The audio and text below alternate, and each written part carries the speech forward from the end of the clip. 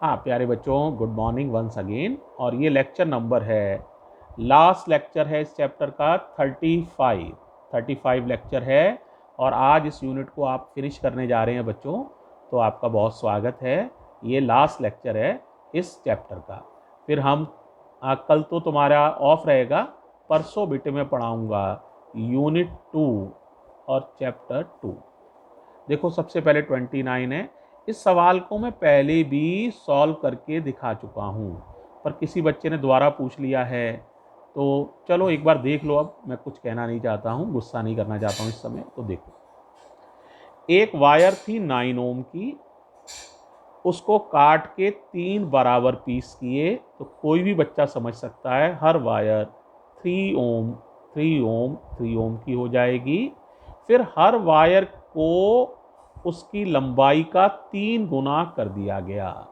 हर piece को उसकी लंबाई का 3 टाइम्स कर दिया। स्ट्रेचिंग की 3 टाइम्स खींचने से रेजिस्टेंस एन स्क्वायर यानी 3 का स्क्वायर 9 टाइम्स हो जाएगा। 9 टाइम्स होने से पहली वायर का रेजिस्टेंस भी 27 ओम हो जाएगा, दूसरी वायर का रेजिस्टेंस भी 27 ओम हो जाएगा, तीसरी वायर का रेजिस्टेंस भी 27 ओम हो जाएगा। अब तीनों को पैरेलल में लगा दिया। अब तुम्हें पता है पैरेलल में लगाने से क्या होता है, रेजिस्टेंस कम हो जाता है। 3 पीस है तो 3 का डिवाइड हो जाएगा। किसी एक पीस का रेजिस्टेंस लिख लो और 3 का डिवाइड कर लो, तो एक पीस का रेजिस्टेंस 27 ओम है। पैरेलल में लगे हैं, 3 पीस हैं, 3 का डिवाइड हो गया, तो कुल रेजिस्टेंस हो जाएगा तीनों पीस का पैरेलल में लगाने के बाद आंसर आ जाएगा 9 ओम। बहुत आसान है, समझे। अब बच्चों एक और सवाल समझ लो, 31। ये अच्छा सवाल है, इसको देखो जरा। देखो मास हमें दिया हुआ है, करंट दी हुई है, ये पोटेंशियल डिफरेंस है दिया हुआ है, लेंथ निकालनी है, एरिया निकालना है। फिर कहा जाता है अगर लंबाई को खींच के इस वायर की डबल कर दिया जाए तो नया रेजिस्टेंस पता करना है। यहाँ तक 2 चीज़ें और दी हुई हैं, वो अगले पेज पर देखोगे। वो देखो जरा, ये हैं, देखो केयरफुली, दिख पा रही हैं। एक तो दी हुई है डेंसिटी, डेंसिटी को डी से लिखा है क्योंकि रो से इसलिए नहीं लिखा है, रो से रेजिस्टिविटी को लिख रहे हैं अपन लोग इस चैप्टर में। तो ये तो डेंसिटी दी हुई है और रेजिस्टिविटी दी हुई है, ठीक है। अब जरा देखो, हमें पता करने हैं एल और ए। तो सबसे पहले हमने ओम्स लॉ लगाया है, आर निकाला वी अपॉन आई से। वी और आई दोनों दिए हुए हैं, आसानी से आर निकल आएगा। अब आर का फॉर्मूला होता है rho L upon A. R की वैल्यू रख दी, रो की वैल्यू रख दी है, एल और ए ऐसे ही रहेगा। तो बेटा ये कैंसिल हो जाएगा, तो ए और एल में एक रिलेशन निकल आएगा। अब 2 अननोन क्वांटिटीज़ हैं, तो रिलेशन भी 2 चाहिए, तभी ए और एल निकाले जा सकते हैं। एक रिलेशन तो निकल आया है, एक रिलेशन और निकालने के लिए हमने बहुत ही बेसिक चीज़ का यूज़ किया है, जो तुम लोग सभी को याद है। बताओ क्या होता है, mass equals to volume into density.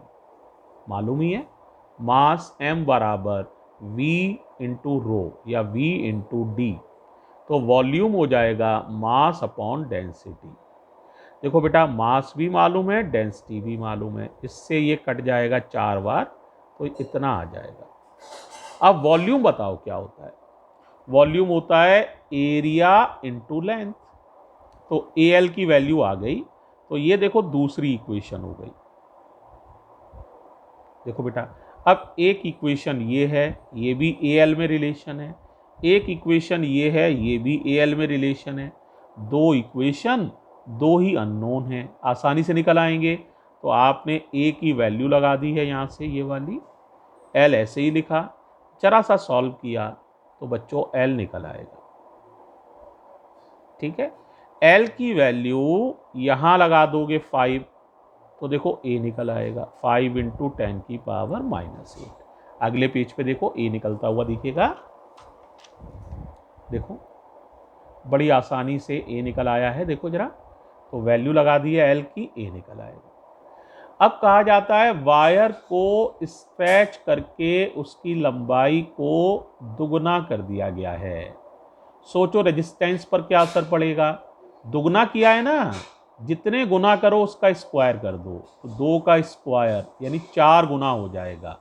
तो रेजिस्टेंस हम कैलकुलेट कर चुके थे, 1.7 था, 4 गुना कर दो तो 17 4 जा 68, तो नया रेजिस्टेंस 6.8 ओम हो जाएगा। बड़ा आसान है, समझ गए होंगे बच्चों, ठीक है। एक और सवाल देखो बेटा, एक सवाल तुम लोगों ने पूछा है मुझसे 32, बड़ा ही आसान सवाल है, बिल्कुल मुश्किल नहीं है। लंबाई दी हुई है 200 सेंटीमीटर, सेंटीमीटर नहीं चलेगा, मीटर में कन्वर्ट कर लो, 2 मीटर हो जाएगा। एरिया दिया है 2 सेंटीमीटर स्क्वायर, नहीं चलेगा सेंटीमीटर स्क्वायर, मीटर स्क्वायर में कन्वर्ट करोगे तो स्क्वायर है ना, तो 10 की पावर -2 कितनी बार लिखोगे, 2 बार। कोई बच्चा पूछ सकता है सर 2 बार क्यों लिखवा रहे हैं, सेंटीमीटर स्क्वायर है, स्क्वायर माने 2 बार, तो ये मीटर स्क्वायर में कन्वर्ट हो जाएगा। रेजिस्टेंस दिया हुआ है, ठीक है, 5 × 10 की पावर -4 ओम। अब रो का फॉर्मूला होता है RA/L, लेकिन पूछी है कंडक्टिविटी, कंडक्टिविटी होती है reciprocal of resistivity, reciprocal of resistivity.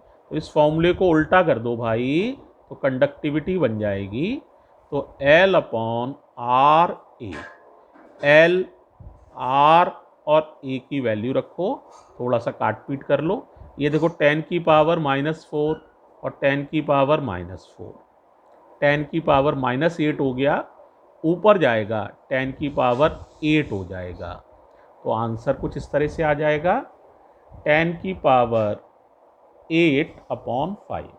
8 power को कैसे लिख सकते हो, 10 लिख लिया, एक पावर तो ये आ गई, और 7 ये पावर हो गई, 7 और 1 8। इससे फ़ायदा क्या होगा, 5 से 10 आसानी से कटता हुआ तुम्हें दिखेगा, तो आंसर आ जाएगा 2 × 10 की पावर 7। यूनिट मैंने तुम्हें बताई थी, याद भी कर लो भाई, रेजिस्टिविटी की यूनिट होती है साइमन पर मीटर, साइमन पर मीटर, ये यूनिट आ जाएगी। ये सवाल बेटे काफ़ी इम्पॉर्टेंट है, इसको ज़रा केयरफुली देखो, ठीक है, ज़रा ध्यान दो तो आपको दिखेगा। देखो बच्चों, देखो 150 डिग्री सी पर किसी वायर का रेजिस्टेंस 133 ओम है, टेम्परेचर बढ़ाया, टेम्परेचर बढ़ा के तुमने कर दिया 500, 150 से 500, तो आपको नया रेजिस्टेंस पता करना है।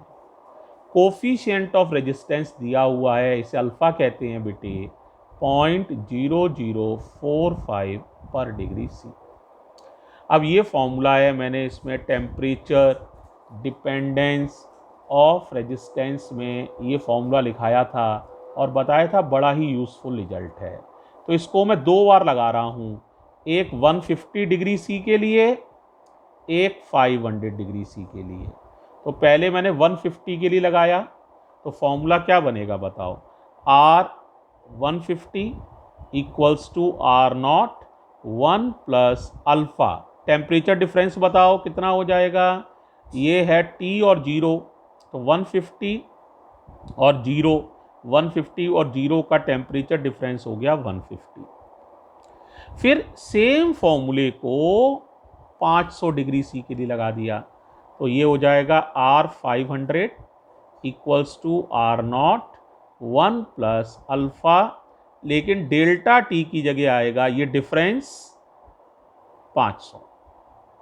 बड़ा आसान है, समझ पा रहे हो, दोनों लाइंस का डिवाइड कर लो R0 कट जाएगा, R150 की वैल्यू सवाल में दी हुई है 133, इसे लगा दो, और बेटा फिर कुछ नहीं है, अल्फ़ा की वैल्यू भी दी हुई है 0.0045, लगा के थोड़ा सा सॉल्व करना है, सॉल्विंग बिल्कुल 9th क्लास जैसी है। तो जैसे ही आप अल्फ़ा की वैल्यू लगा के सॉल्व मैंने करके दिखा भी दिया है, आसानी से सॉल्व कर लोगे तो आंसर आ जाएगा 258 ohm, which is the required result. Physics सिर्फ इसमें एक लाइन की यहाँ है और एक लाइन की ये डिवाइड है, बस। इसके बाद तो सिर्फ अल्फ़ा लगाना है और आंसर निकालना है।